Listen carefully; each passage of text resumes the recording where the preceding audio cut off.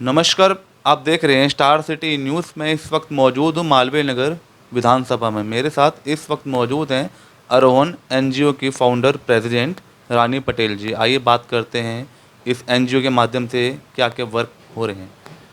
पहला मैम आपका स्वागत है। मैम मेरा आपसे पहला इंट्रोडक्शन है। आपने जो आरोहण जो अपना नाम बनाया एनजीओ का, मेन इसका रीज़न मैम किस ना क्या वजह?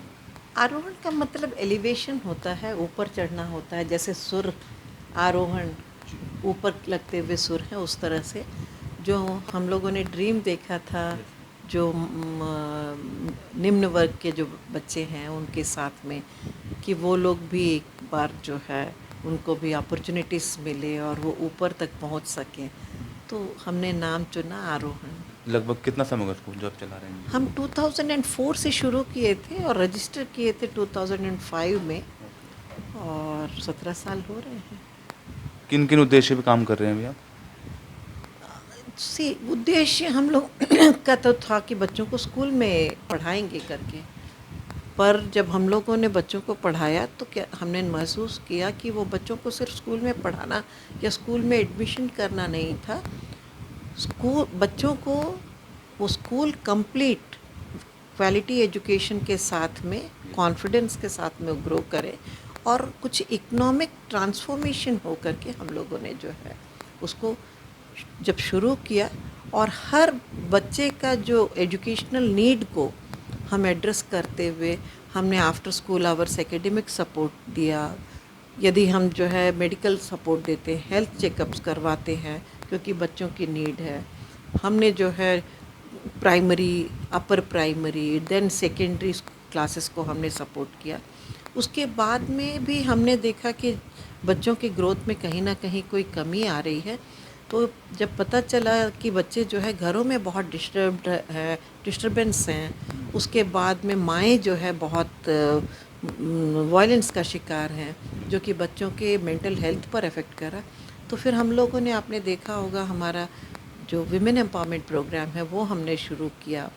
कई बच्चे, क्योंकि ये पेरेंट्स जो माइग्रेंट हैं, माइग्रेंट लेबरर्स हैं, वो 30-35 साल के बाद में क्रोनिक डिसीज़ उनको हो जाते हैं, काम करने लायक नहीं रहते हैं, जिसका इफ़ेक्ट जो है बच्चों पर पड़ता है, और बहुत गरीबी की अवस्था और उनकी क्षीण होती जाती है। तो इस वजह से बच्चे बहुत अच्छा पढ़ते हुए भी कई बार वो लोग उस एजुकेशन को कंप्लीट नहीं कर पाते हैं। तो हमने उनके लिए वोकेशनल ट्रेनिंग शुरू किया, और ये पोस्ट पेंडेमिक जो हमारा लॉकडाउन हुआ उसके बाद से तो हम बहुत ही पर्टिकुलर हैं बच्चों को डिजिटल लिटरेसी के लिए, क्योंकि वो एक डिवाइड है जो कि मेन स्ट्रीम जो पब्लिक स्कूल के बच्चों से ये बच्चे बहुत पीछे रह गए हैं। तो जो भी बच्चों की नीड है उनको, जो प्रिविलेज क्लास के बच्चे हैं उनकी उस तरह से उनको बनाने की हमारी एक चेष्टा में हम हर एक प्रोग्राम को हम डेवलप करते जाते हैं। तो समय समय पर जैसे मैम कल्चर प्रोग्राम्स भी होते हैं, क्या उस तरह के भी कल्चर प्रोग्राम्स होते हैं? हमारा बच्चों का इंक्लूसिव और होलिस्टिक ग्रोथ पर ज़्यादा हमारा जो है फोकस होता है। इंक्लूसिवनेस, जब तक के आज जैसे आपने देखा होगा गणपति पूजा करवाए हम लोग बच्चों के साथ में, तो इसमें बच्चे हिंदू, मुस्लिम, इवन सिख बच्चे, सारे क्रिश्चियन बच्चे भी सारे मिल कर के, तो ये कोई रिलीजन का पूजा नहीं था। क्योंकि मुझे याद है जब हमारी माँ हम लोगों से ये करवाती थी और साथ साथ में बताते रहती थी, जैसे हम रंगोली कर रहे हैं या फूल की माला गूँथ रहे हैं या डेकोरेशन कर रहे हैं, तो ये सब में क्रिएटिविटी इन्वॉल्व है। क्रिएटिविटी के साथ में जब आप माला गूँथ रहे, पेशेंस की ज़रूरत है। तो जो ये सब कर, तो आप अभी देख रहे होंगे कि आजकल के बच्चे, और यदि हमारे जनरेशन के बच्चों को आप देखे होंगे, तो पेशेंस हम में बहुत ज़्यादा रहा है, क्योंकि हम लोगों को उस तरह का एक इंक्लूसिव, मतलब इंक्लूसिवनेस हमारे को मिली है पड़ोसियों से, इससे। तो वो चीज़ मैं इन बच्चों में इनकलकेट करने की कोशिश कर रही हूँ, और उनको ये एक होलिस्टिक ग्रोथ, एक पॉजिटिव माइंड्स के साथ में डेवलपमेंट होने की मैं कोशिश कर रही हूँ। अच्छा रानी पटेल जी, जैसे आपकी एनजीओ है, ये किस किस जगह पे आपकी ये फैली हुई है? दिल्ली में हमारे 6 जगहों पर हैं। यहाँ खुद हमारे 4 यूनिट्स हैं, आपने देखा होगा, अर्ली चाइल्ड केयर आपको एजुकेशनल सपोर्ट के लिए है, वोकेशनल ट्रेनिंग फॉर वीमेन है, वोकेशनल ट्रेनिंग इन कंप्यूटर्स है।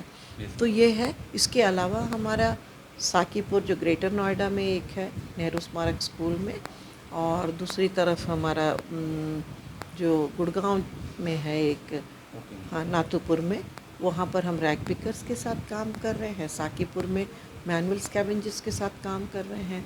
तो हम डिफरेंट कम्युनिटीज़ जो से एक्सक्लूडेड कम्युनिटीज़ हैं उनके साथ हम काम करते हैं। जिस डिफरेंट कम्युनिटीज़ लाइक ट्राइबल हो गए, ट्रांसजेंडर हो गए, इनके साथ हम काम करते हैं। तो जैसे अभी एनजीओ चला रहे हैं मैम, काफ़ी लंबे आप प्लेटफॉर्म में काम कर रही हैं, तो किस किस चुनौतियों का आपको सामना करना पड़ता है? सिर्फ चुनौतियाँ ही हैं यहाँ। हर रोज़ उठते हैं तो एक नई चुनौती सामने खड़ी होती है, और उस चुनौती को जब हम सामना करते हैं, उसको एड्रेस करते हैं, तो हम खुद शायद जो है अप कॉन्फिडेंस के साथ में हम ग्रेटर एक चुनौती को सामना करने के लिए प्रिपेयर करते हैं।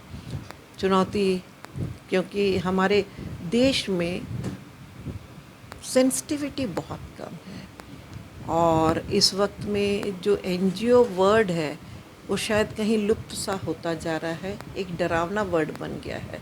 एनजीओ चलाने के लिए बहुत हिम्मत ज़रूरत है। अच्छा, फिर सरकार की कोई भूमिका, कोई मदद मैम मिलती? नहीं, कोई सपोर्ट नहीं? बिल्कुल नहीं। बहुत कॉम्प्लिकेटेड है ये, बहुत कॉम्प्लिकेटेड है।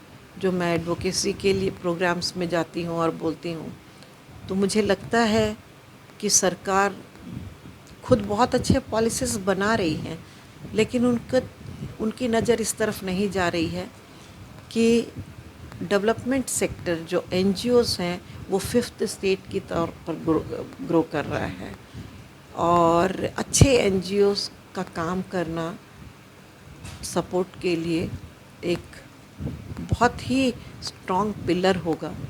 लेकिन अभी सरकार की नज़र अच्छे एनजीओज़ पर नहीं जा रही है, और लोगों के हौसले पस्त हो जाते हैं, और बहुत अच्छे अच्छे एनजीओज़ बंद हो जाते हैं। स्पेशली जो महामारी एपिडेमिक जो हुई उसके बाद से मेरा कंसर्न ये है कि बहुत अच्छे अच्छे काम करते हुए लोग, क्योंकि आपका भले ही वो पैशन हो, लेकिन आपके साथ जो काम करते हैं उनको तो पैसे चाहिए हो।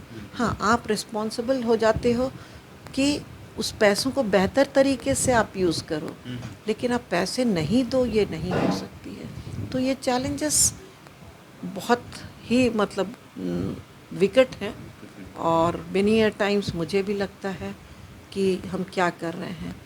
15 साल पहले मुझे लगता था कि हाँ शायद अब हम यहाँ रीच कर जाएंगे। अब बहुत डिफ़िकल्ट लगता है, क्योंकि फंड्स नहीं होने से कोई काम नहीं हो सकता। अच्छा रानी पटेल जी, जैसे कि 2 साल का जो कोरोना काल जो बीता, बच्चों के भी इसमें काफ़ी शिक्षा में काफ़ी दिक्कतें, काफ़ी परेशानियाँ आई, काफ़ी चुनौतियों का सामना करना पड़ा बच्चों को, और आज के क्या हालात हैं जो आप चला रही हैं एनजीओ, तो बच्चों की शिक्षा में क्या दिखती हैं?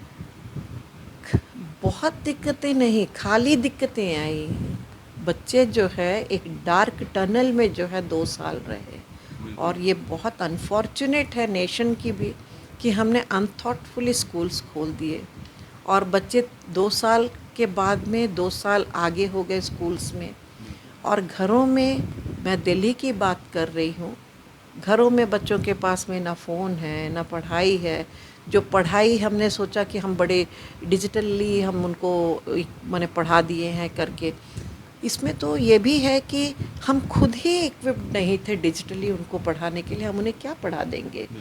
तो ये बच्चे, मुझे लगता है कि हम लोग 10 साल पीछे चले गए हैं, और मुझे अब डाउट है, ये सिर्फ मार्जिनलाइज्ड कम्युनिटीज़ गवर्नमेंट स्कूल्स की बात नहीं है, इवन मिडिल लेवल के पब्लिक स्कूल्स के बच्चों का भी ये बहुत बुरा हाल है, क्योंकि पढ़ाई एक बहुत ही विचित्र मोड़ ले ली है, और अब हम उस जगह पर खड़े हैं, ना आगे जा सकते हैं ना पीछे आ सकते हैं। बच्चों को डिजिटली इक्विप करना, स्कूल्स को डिजिटली इक्विप करके जो इंफ्रास्ट्रक्चर है, टीचर्स हैं, उनको आपको जो है तैयार करना बहुत ज़रूरी है। नहीं तो मुझे लगता है अगले आने वाले 5-10 सालों के अंदर में हमारी स्थिति इतनी ख़राब होने वाली है कि हमें इंटेलेक्ट तो छोड़ दीजिए, बच्चे, मुझे नहीं लगता है कि अंडरस्टैंडिंग के साथ कुछ पढ़ाई कर पाएंगे करके। अच्छा, ये तो हमारी सब बातें रही, और एक छोटा सा कोई मैसेज आप देना चाहेंगे कोई अपना? डेफिनेटली मैं मैसेज देना चाहूँगी स्कूल्स को, शिक्षकों को, और जो बच्चे हैं उन लोगों को, वो बिल्कुल अभी कॉर्नर्ड हैं, उनको बहुत ज़्यादा उनको फोकस करने की ज़रूरत है, क्योंकि एक बच्चा ही जो है कल बड़ा होता है और जो है देश का सोशल इंजीनियर बोलिए, देश का लीडर बनता है। तो उनको नर्चर करना बहुत बहुत इम्पॉर्टेंट है। आप मीडिया से हैं, मैं आपसे भी यही रिक्वेस्ट करूँगी, जितनी भी कहानियाँ आप जो है जो स्टंट्स हैं वो दिखाइए, लेकिन बहुत इम्पॉर्टेंट ये है कि बच्चों से रिलेटेड, एजुकेशन से रिलेटेड चीज़ों को बार बार लोगों को जागरूक करिए। तो यह हमारी सीधी बात रानी पटेल जी से, स्टार सिटी के साथ मैं जितेंद्र गुप्ता।